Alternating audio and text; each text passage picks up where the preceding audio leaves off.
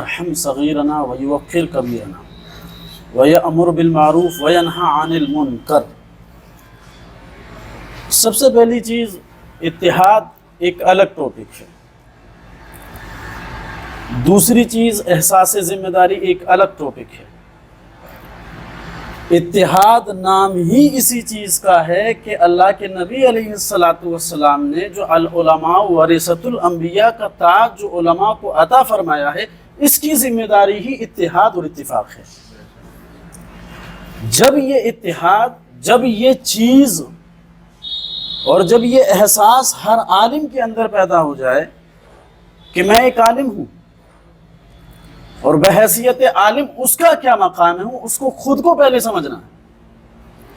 عوام تو کسی دور میں نہیں سمجھے گی اس چیز کو، الا ماشاء اللہ۔ ہمارے استاد شیخ مولانا مسعود برکاتی صاحب فرماتے تھے، جب ہم لوگ ان سے پڑھتے تھے، کہ ہر دور میں ایسا رہا ہے اور ہم اس دور میں پل رہے ہیں کہ جس دور میں اگر کوئی انسان گھر سے نکلے اور نکل کر کے کہے میں شیطان ہوں، میں ابلیس ہوں، پھر بھی ایک جماعت ان کے ساتھ ہو جائے گی۔ یہ حقیقت ہے۔ مگر عالم کی ذمہ داری یہ ہے کہ اللہ کے نبی علیہ السلام نے یہ ارشاد فرمایا کہ تم بہتر تب ہو جب کہ وَيَأْمُرُ بِالْمَعْرُوفِ وَيَنْهَى عَنِ الْمُنكَرِ، بھلائی کا بھی حکم دیتے ہو اور برائی سے بھی روکتے ہو۔ تو بھلائی کا حکم دینا یہ تو ایک آسان چیز ہے، مگر برائی سے روکنا یہ ایک بہت بڑا مشکل کا کام ہے۔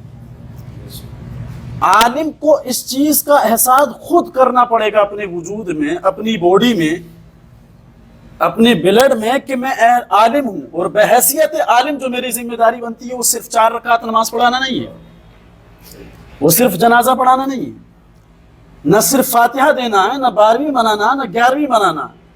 در حقیقت آپ قرآن پڑھیں، ماشاء اللہ آپ سب لوگ عالم ہیں، مجھ سے بہتر جاننے والے ہیں۔ اللہ تعالیٰ ارشاد فرماتا ہوں کنتم خیر امۃ اخرجت للناس تامرون بالمعروف وتنہون عن المنکر۔ اللہ تبارک و تعالیٰ ارشاد فرماتا ہے تم بہترین امت ہو، اور اس وقت بہترین امت ہو تامرون بالمعروف وتنہون عن المنکر۔ بات وہی آئی کہ آپ بھلائی کا حکم دیتے ہیں اور برائی سے روکتے ہیں، تب بہترین امت ہو۔ اللہ تبارک و تعالیٰ نے اور اللہ کے نبی علیہ السلام نے جس کو تاج زرنی عطا فرمایا ہے، دنیا کے لوگ کچھ بھی کہیں اس سے کیا مطلب ہے؟ سیدھا سادہ مقصد اور مبیت یہ ہونا چاہیے کہ ہم عالم ہیں تو ہماری ذمہ داری ہے کہ ہم ڈی جے کو روکیں، بارات کو روکیں۔ صرف ڈی جے باراتی نہیں، میں تو کہتا ہوں ہر خرافات کو روکنا یہ ہماری ذمہ داری عائد ہوتی ہے۔ بحیثیت عالم ہمارا یہی کام ہے۔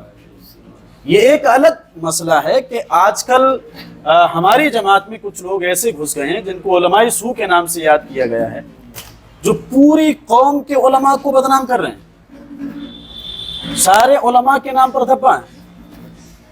ایک الگ چیز ہے، بتانے کا مقصد یہ ہے کہ علماء کی ذمہ داری ہے کہ وہ اپنی ذمہ داری کا احساس کریں، اور ہر عالم، ہر امام، ہر خطیب، ہر واعظ اپنے آپ میں یہ محسوس کرے کہ میں ممبر پر صرف 500 روپے یا 1000 روپے یا 2000 روپے لینے کے لیے نہیں چڑھا ہوں۔ میری ذمہ داری ممبر پر کھڑا ہوں تو میری ذمہ داری یہ ہے کہ میں حق گوئی کے ساتھ کام لوں۔ معاف کیجئے گا، مجھے بہت سخت اور ناگوار بات یہ گزرتی ہے اپنی قوم اور اپنی ملت سے، معاف کرنا، میں ہاتھ جوڑ کر کے گزارش کرتا ہوں، اور میں حق بات کہنے سے ڈرتا بھی نہیں ہوں۔ میری تقریر طبع یار کو بے چین کرتی ہے، سبب کیا ہے؟ وہی کہتا ہوں جو دل پر گزرتی ہے۔ جن چیزوں کا احساس میں کر رہا ہوں قوم کے اندر، میں نے اسی لیے پروگرام کی کم کرنا شروع کر دیے، کیونکہ اس کا جو بیک گراؤنڈ تھا وہ یہ تھا کہ قوم کی اصلاح ہو، تو قوم کی اصلاح نہیں ہو رہی۔ ہماری قوم کے اندر مسئلہ یہ ہے کہ جس کو بڑا آدمی دیکھا اسی کے پیچھے ہم لگ لیے، تو ایک بڑا آدمی جب پیچھے عالم اس کے پیچھے جائے گا تو پھر اس کے سامنے عالم کی کیا عزت رہ جائے گی؟ تو عزت تو ہم کھٹ کھٹانے والے ہیں نا۔ پھر شکوہ شکایت کسی سے کیوں کی؟ یہ عالم کی عزت نہیں کرتا۔ شکوہ شکایت تب نہیں ہوگی جبکہ آپ پینل شریعت اسلامیہ کو رکھیں اور اس کے اصول اور قوانین کی صورت میں ہر بندے کو عزت دیں۔ اور عزت پھر اس معیار پر دیں جو قرآن فرماتا ہے ان اکرمکم عند اللہ اتقاکم، تم میں سب سے زیادہ جو تقوی والا ہے وہ ہمارے نزدیک عزت اور عظمت والا ہے۔ یہ ہے پینل۔ اور برائی ختم کرنے کا سیدھا سادہ ایک جملے میں میں اپنے حساب سے یہ بات سمجھتا ہوں کہ ہر امام اپنی ذمہ داری سمجھ لے کہ مجھے برائی ختم کرنا ہے۔ جب بھی مسجد پہ کھڑا ہو تو غوث اعظم کی کرامت بعد میں بیان کرے، غوث اعظم کی مجاہدات کو پہلے بیان کر دے، اللہ کے رسول علیہ الصلوۃ والسلام کی معجزات کو بعد میں بیان کرے۔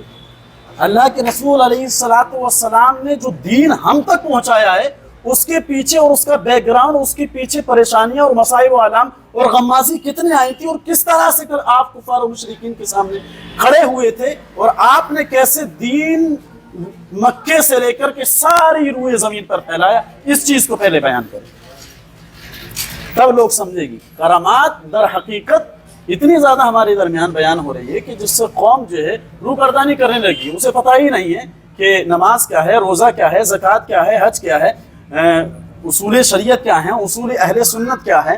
یہ تمام چیزیں ہماری سب کی ذمہ داری ہے۔ آپ بتائیے 1 لاکھ روپے خرچ کرنے کے باوجود ہماری قوم کا بندہ اگر فرائض وضو نہ جانے، فرائض نماز نہ جانے، شرائط نماز نہ جانے تو ڈوب کر کے مر جانا چاہیے ہمیں، اس سے زیادہ کچھ نہیں کرنا چاہیے۔ آپ مجھے بتائیے کیا ہم سے یہ سوال ہوگا؟ یا پھر جس بندے کو شرائط نماز پتہ نہیں وہ کیسے مکمل کر سکتا ہے اپنی نماز کو؟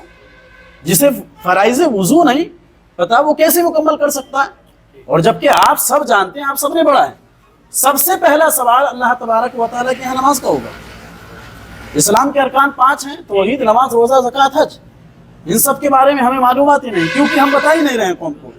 پینل ایک ہی رکھیں کہ حق بولا جائے گا، منبر رسول پر بھی اور اللہ تعالیٰ کی مسجد میں بھی حق بولا جائے گا، چاہے جس کو برا لگے یا اچھا لگے، عمل اسی پہ کیا جائے گا۔ اب اس کے سامنے جو بھی آئے گا اس کی گردن کو کاٹ دیا جائے گا۔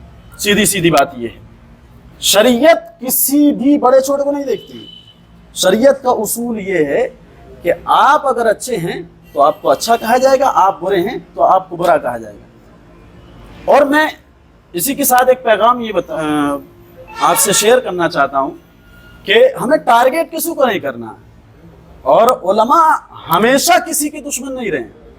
ازل سے لے کر کے آج تک جب سے سلسلہ چلا ہے علماء ملت اسلامیہ کا، اور آج تک یا آج کے بعد بھی جو واقعی علماء حق ہیں انہوں نے کسی کی ذات پر ٹارگیٹ نہیں کیا۔ تو ہمیں کسی کی ذات پر ٹارگیٹ نہیں کرنا، بس اصلاح کرنا ہے۔ اور اصلاح جب لوگوں کی ہوگی تو لوگ بخود جان لیں گے کہ ہاں کیا معاملات ہونا چاہیے، کتنے باراتی آنا چاہیے، کتنے نہیں آنا چاہیے۔